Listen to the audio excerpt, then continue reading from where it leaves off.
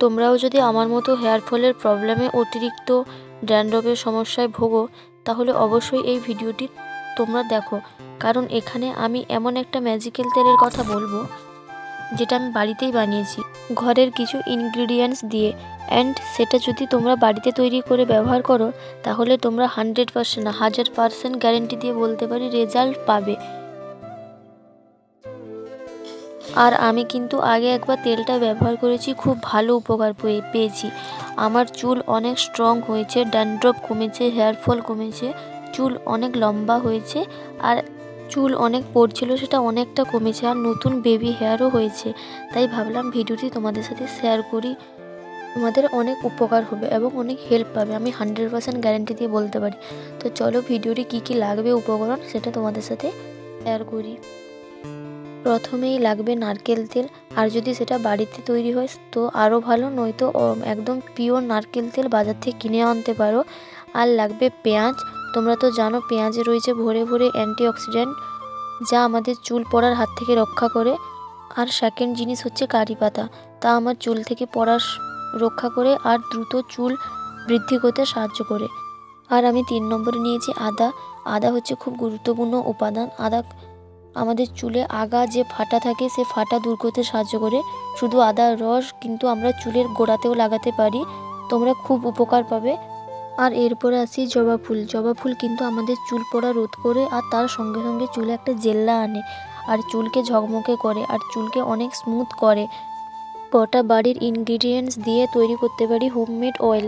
তো চলো এখন একটা পেস্ট বানিয়ে নিই। কারি পাতা, আমলকি, কালো জিরে, মেথি, আদা দিয়ে পেস্টটা তৈরি করে নেই। পেঁয়াজটা আমি পেস্টের মধ্যে দেবো না, নর্মালি তেলের মধ্যেই দেব। তো চলো পেস্টটা আমরা তৈরি করে নেই। তারপর আসি কালো জিরেতে, যেটা আমাদের হেয়ার গ্রোথকে প্রমোট করে, আমাদের ড্রাই হেয়ারকে ময়শ্চারাইজ করে, ড্যামেজ হেয়ারকেও রিপেয়ার করে। তারপর লাগাতে হবে মেথি। মেথিকে সরাসরি সারা রাত জলে ভিজিয়ে রেখে সেই জলটা ইউজ করলেও সেটাও খুব ভালো হেয়ারের পক্ষে।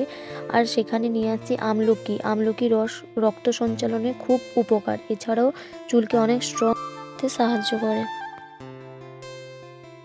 তারপরে আমরা একটা প্যানের মধ্যে নারকেল তেলটা ঢেলে নেওয়ার পরে তেলটা যতক্ষণ না গরম হয়ে ফুটছে তখন আমরা জবা ফুলের পাতা, মানে জবা ফুলটা আর যেটা কুচি করে রাখা পেঁয়াজটা ওইটা দিয়ে দেবো।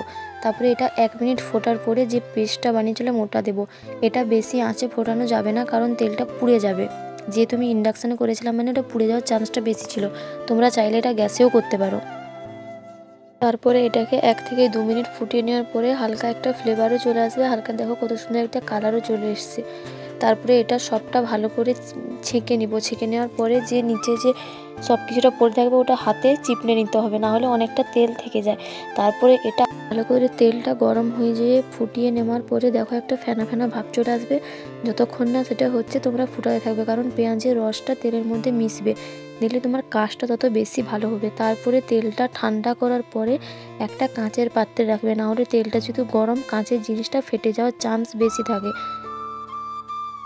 ও তেলটার কালারও খুব সুন্দর এসছে। আর পেঁয়াজের খোলাগুলো তোমরা চাইলে ভেতরে ফেলে রাখতে পারো, এবং এটা সপ্তাহে 2 থেকে 3 বার তোমরা চুলে অবশ্যই লাগালে খুব উপকার পাবে। এবং তেলটা রোদে দিয়েও তোমরা বসিয়ে শীতকাল যেহেতু তোমরা মাখতে পারো মাথাতে। আমি তো একটা কাঁচের কৌটাতে রেখেছি, তোমরা চাইলে প্লাস্টিক কৌটাতে রাখতে পারো, তবে ঠান্ডা করে, সেটা তোমাদের মাথায় রাখতে হবে।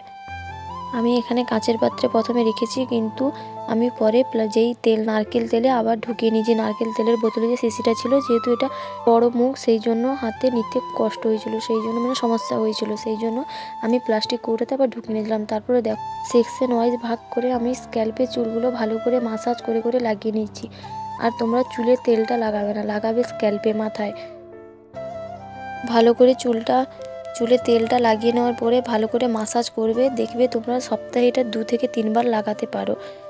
আমি তো অনেকটাই চুলে উপকার পেয়েছি। আগে আমার সারাদিনে চুলটা টেনে আনলে হাতটা ভর্তি হতে চুলে, এখন অনেকটাই কম উঠে।